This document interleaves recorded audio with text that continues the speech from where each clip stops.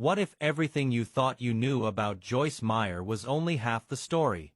Behind the packed arenas and polished sermons is a past so dark it's hard to process. She says her father abused her hundreds of times.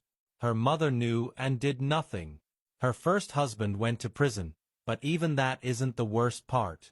Now at 80, Joyce Meyer is admitting truths she kept hidden for decades, and the scandal that unfolded inside her own ministry is leaving people stunned.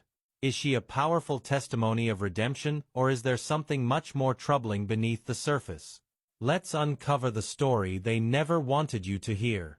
Joyce Meyer's story began in turmoil. Born Pauline Joyce Hutcherson on June 4, 1943 in St. Louis, Missouri, she grew up in a home already strained by hardship. Her father served in World War II, leaving her mother to raise her alone for a time. But when he returned, the household did not find peace. It found fear. He came back changed, and his presence brought tension instead of comfort. As the years passed, his control over the family tightened.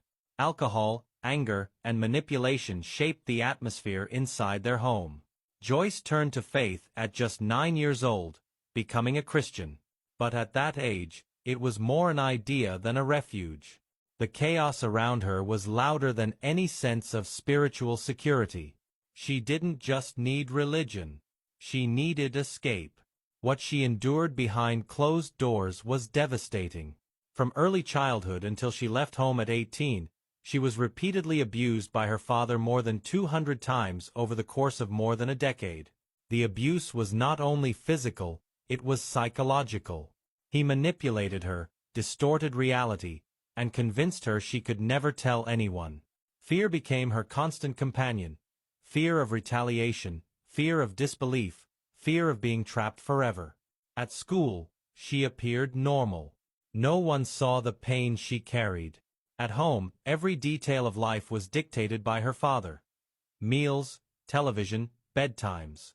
There was no safe space. Perhaps the deepest wound came from her mother's silence.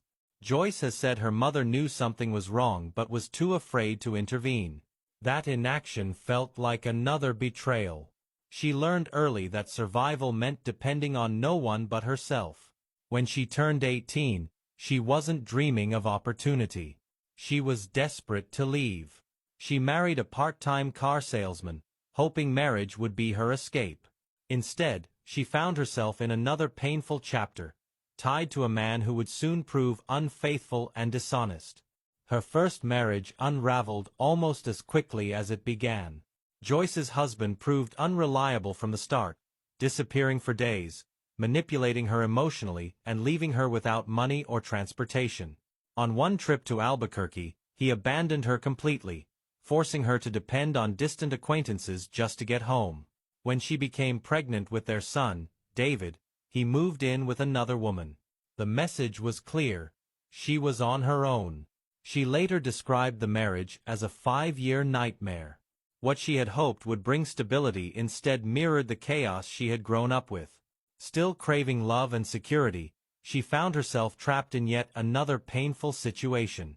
One of the darkest moments came when she allowed herself to be pulled into his wrongdoing. Under his influence, she stole payroll checks from her employer, which he cashed to fund vacations and personal expenses. She knew it was wrong, but fear and emotional dependence kept her silent. Years later, she repaid every dollar, determined to make amends. Her husband, however, continued down a destructive path. He was eventually arrested for writing fraudulent checks and sent to prison. That arrest forced Joyce to confront reality. The marriage was beyond repair. She filed for divorce, but freedom did not immediately bring peace. After the separation, she spiraled. She became a chain smoker, spent nights in bars, and drifted through short-lived relationships. It wasn't rebellion. It was an attempt to numb years of trauma, abuse, and betrayal. She felt emotionally shattered and unsure how to rebuild. Then Dave entered her life. Joyce met Dave Meyer in 1966, and from the beginning he was